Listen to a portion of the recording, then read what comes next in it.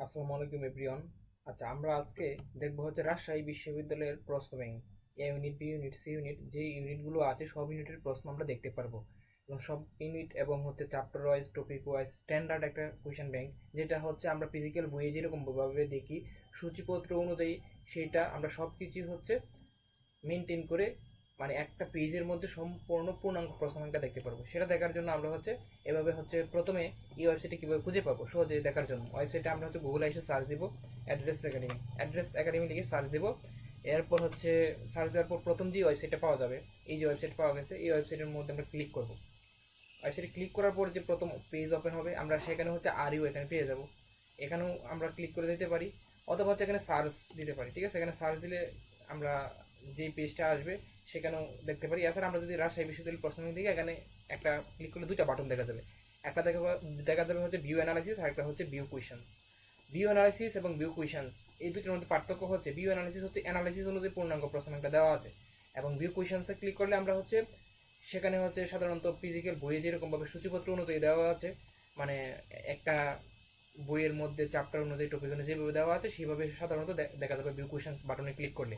আর অ্যানালাইসিসে সাধারণত অ্যানালাইসিস হিসেবে দেখা যাবে। আমি অ্যানালাইসিসটা যদি প্রথমে না দেখি, হচ্ছে ভিউ কোয়েশনসটা প্রথম দেখি, এরপর আমরা অ্যানালাইসিসে আসতেও পারবো এখান থেকে ক্লিক করে।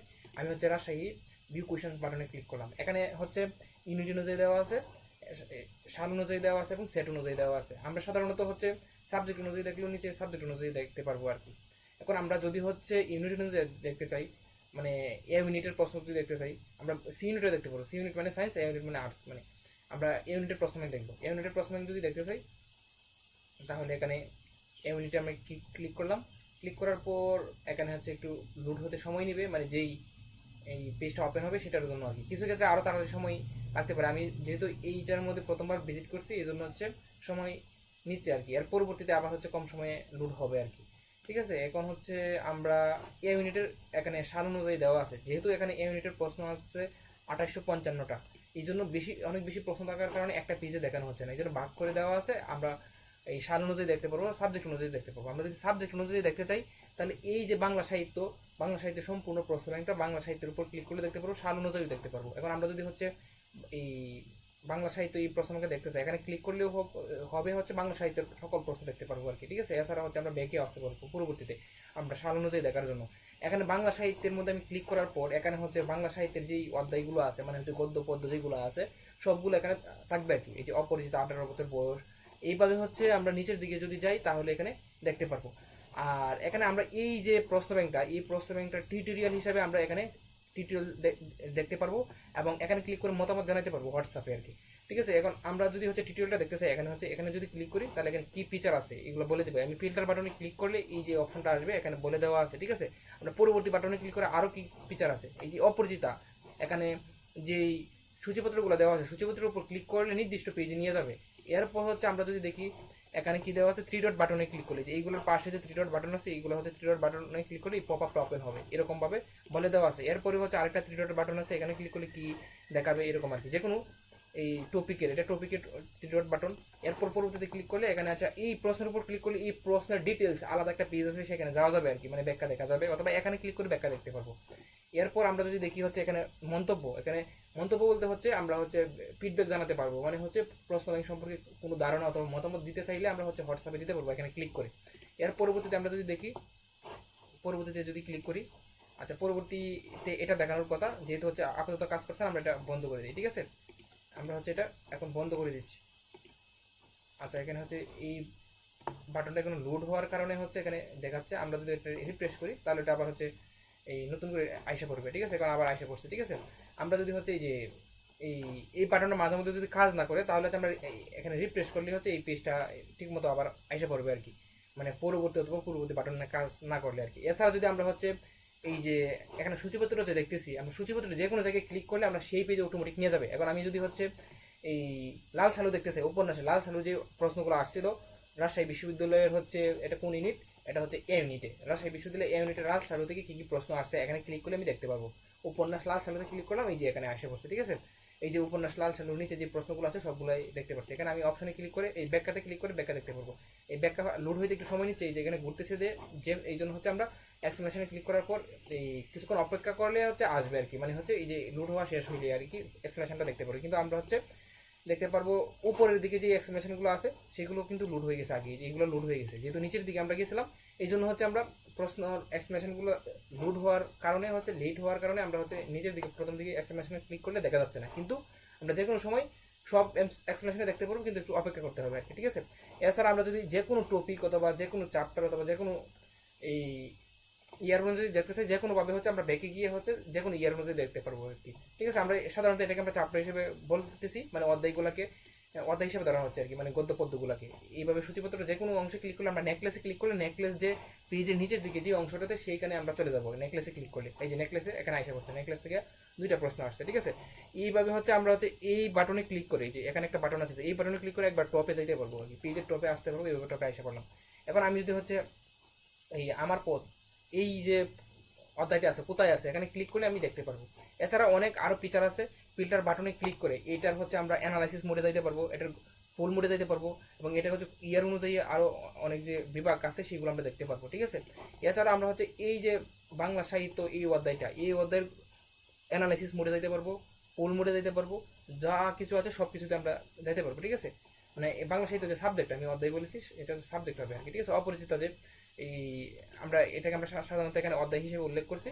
আমরা যদি এইটার হচ্ছে যে কোনো অধ্যায়ের ক্ষেত্রে মানে অন্যান্য ক্ষেত্রে অধ্যায় থাকতে পারে অথবা চ্যাপ্টার যে সাধারণত বলি আর কি, সেখানে আমরা থ্রি ডটে ক্লিক করলে সেটার হচ্ছে আমরা অ্যানালাইসিসে যেতে পারবো, ফুল মোডে যেতে পারবো, এবং ইয়ার অনুযায়ী দেখতে পারবো, এটার কপি লিঙ্ক এবং ফেসবুক হোয়াটসঅ্যাপে শেয়ারও করতে পারবো। মানে এই যে এই অপরিচিত হচ্ছে অপরিচিত থেকে যতগুলো এমসিকিউ আসছে সেটা আমরা শেয়ার করতে পারবো। এছাড়া হচ্ছে আমরা অন্য টপিক মানে সাধারণত এইটা টপিক হিসেবে ভাগ করা নাই, যদি সাধারণত নির্দিষ্ট একটা টপিক থাকে তাহলে থ্রি ডটে ক্লিক করে আমরা হচ্ছে পোল মুড এবং হচ্ছে অ্যানালাইসিস মুড এগুলোতে যাইতে পারবো। যেহেতু এটা টপিক নেই তাহলে হচ্ছে আমরা এখানে ক্লিক করলে আসবে না আর কি, ঠিক আছে।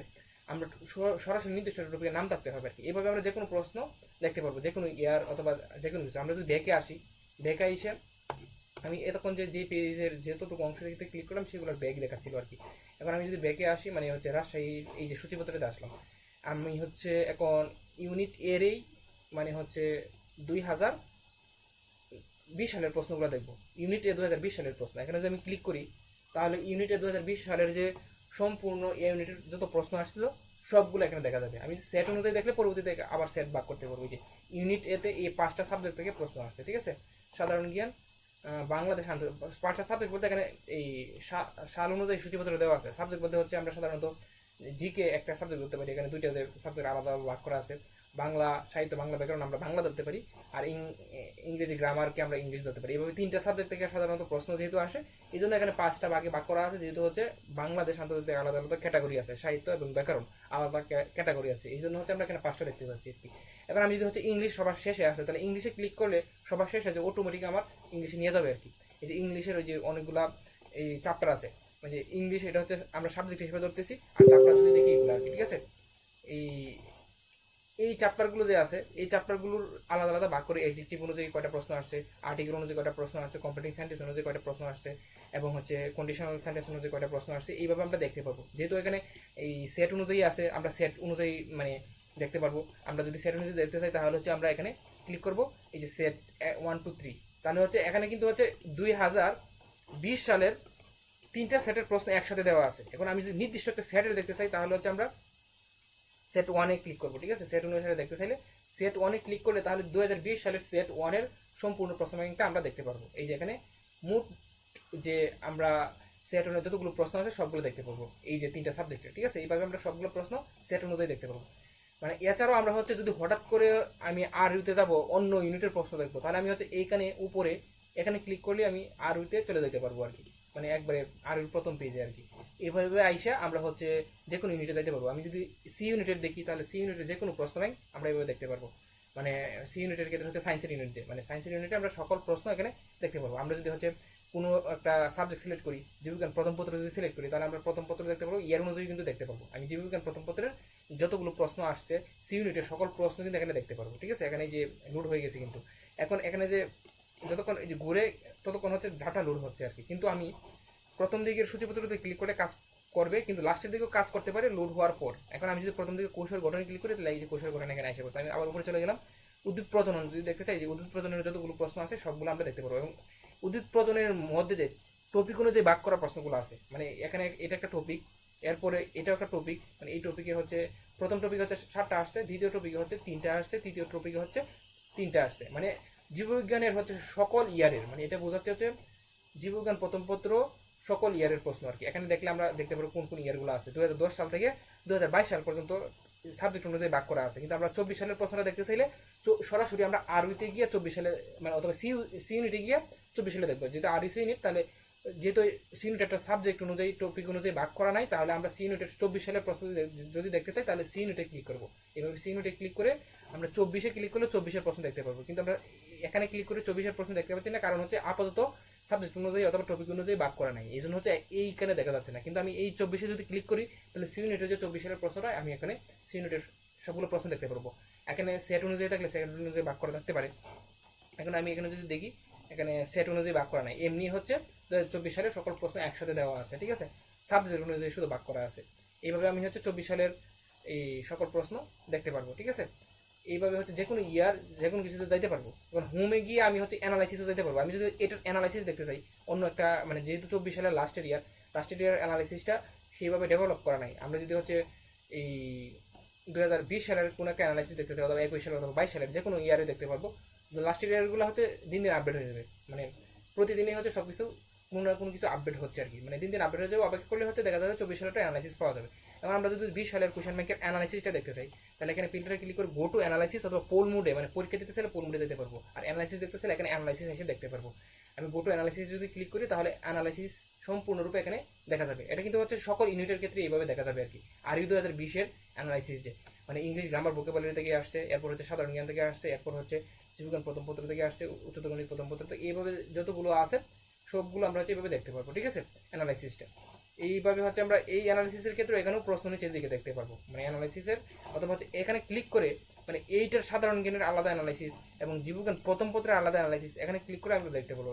জীববিজ্ঞান প্রথম পত্র 2020 সালে যে 61টা প্রশ্ন আসছে, এই 61টা প্রশ্ন কোন কোন চ্যাপ্টার থেকে আসছে সেটার অ্যানালাইসিস এখানে দেখা যাবে। মানে কৌশল গঠন থেকে সবচেয়ে বেশি আসছে 11টা। আর এখানে যেহেতু হচ্ছে 2020 সালে 3টা সেট ছিল, এই জন্য কিন্তু হচ্ছে 61টা প্রশ্ন আসছে। একটা এই সেট থেকে 20টা থাকতে পারে আর কি, এই জন্য মোট 61টা, মানে প্রথম পত্র আমরা যদি দেখি আর কি, মোট 61টার প্রশ্ন আসছে প্রথম পত্রের মধ্যে আর কি।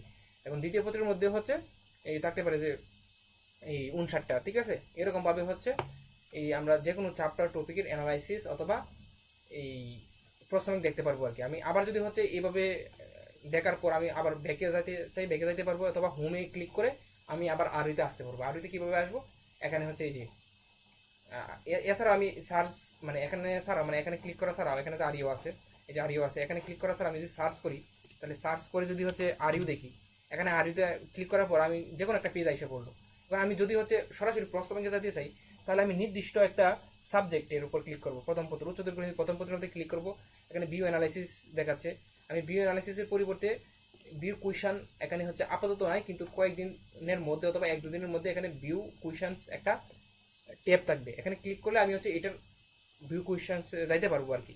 এখন এইটার পরিবর্তে আমরা হচ্ছে এই যদি হচ্ছে প্রশ্ন দেখতে চাই, তাহলে হচ্ছে আমরা এখানে এসে আর হচ্ছে ক্লিক করবো ভিউ কুইশনস, এইরকম একটা বাটন প্রায় সব পেজেই থাকবে আর কি পরবর্তীতে। তাহলে আমরা এই বাটনে ক্লিক করে হচ্ছে আমরা ভিউ কোশ্চেনে যাইতে পারবো আর কি, অথবা কোনো জায়গায় না পেলে আমরা হোম পেজ থেকে এখানে আসবো আর কি। তাহলে আরইতে এখানে আসবো, আসার পর হচ্ছে আমরা এই A unit, B unit, C unit যত ইউনিট আছে, মানে পুরাতন আগের অনেক ইউনিট ছিল, সেই ইউনিট অনুযায়ী আমরা দেখতে পারবো। কিছু কিছু ইউনিট হচ্ছে এইদিকে হচ্ছে সায়েন্সেরও ইউনিট আছে, অন্য এই আর্টস কমার্সেরও ইউনিট থাকতে পারে। এরকমভাবে যত ইউনিট আছে সবগুলো ইউনিট পুরাতন ইউনিট সহকারে আছে আর কি। আমি যদি অ্যাপ ইউনিটে ক্লিক করি, অ্যাপ ইউনিটে লাস্ট কোন পর্যন্ত এই পরীক্ষা হয়েছিল, এই যে 2017 সাল পর্যন্ত অ্যাপ ইউনিটের পরীক্ষা হইতো, 2010 সাল থেকে 17 সাল পর্যন্ত অ্যাপ ইউনিটের পরীক্ষা প্রশ্ন দেওয়া আছে। এই যে অ্যাপ ইউনিট, এটা কিন্তু সায়েন্সের, দেখা যাচ্ছে এই যে সবগুলো সাবজেক্ট সায়েন্সের অ্যাপ ইউনিটের। এরপরে আমি যদি অন্য কোনো ইউনিটে ক্লিক করি, ইউনিট আমি দেখলে বুঝতে পারবো এটা কোন বিভাগের ছিল আর কি, সায়েন্স, আর্টস, কমার্স কোন বিভাগের ছিল। এখানে ইউনিটে যদি আমি ক্লিক করি, ইউনিটে ক্লিক করার পর যে আমি সাবজেক্টগুলো দেখে বুঝতে পারবো এটা হচ্ছে আর্টস, এটা ঠিক আছে, মানে হচ্ছে বাংলা, ইংলিশ, সাধারণ জ্ঞান, ঠিক আছে। এইভাবে হচ্ছে যত ইউনিট আগে হইতো, এখন তো 3টা ভাগে বিভক্ত অথবা 4টা ভাগে বিভক্ত এই ইউনিটগুলোতে সাধারণত। এই এখন আমরা হচ্ছে পূর্বের যত পরীক্ষা হইতো, মানে 18 সাল পর্যন্ত এই পরীক্ষাটা হয়েছে, তাহলে আমরা 18 সাল 2010 সাল থেকে 18 সালে সবগুলো প্রশ্ন এখানে আগের প্রশ্নগুলো দেখতে পাবো। বাংলা সাহিত্য, এরপর হচ্ছে ইংরেজি, এরপর হচ্ছে এই জিকে, মানে যা কিছু আছে আমরা সব কিছু দেখতে পারবো আর কি। এইভাবে যে কোনো ইউনিভার্সিটি আমরা দেখতে পাবো। আজকে এই পর্যন্ত। আমরা হচ্ছে পরবর্তীতে অন্য কোনো ফিচার আপডেট হলে আমরা হচ্ছে এই টিউটোরিয়াল দেওয়ার চেষ্টা করবো, অথবা হচ্ছে ওয়েবসাইটে ভিজিট করলে আপডেট অটোমেটিক দেখা যাবে। ঠিক আছে, আজকে এই পর্যন্তই। আসসালামু আলাইকুম এভরিওয়ান।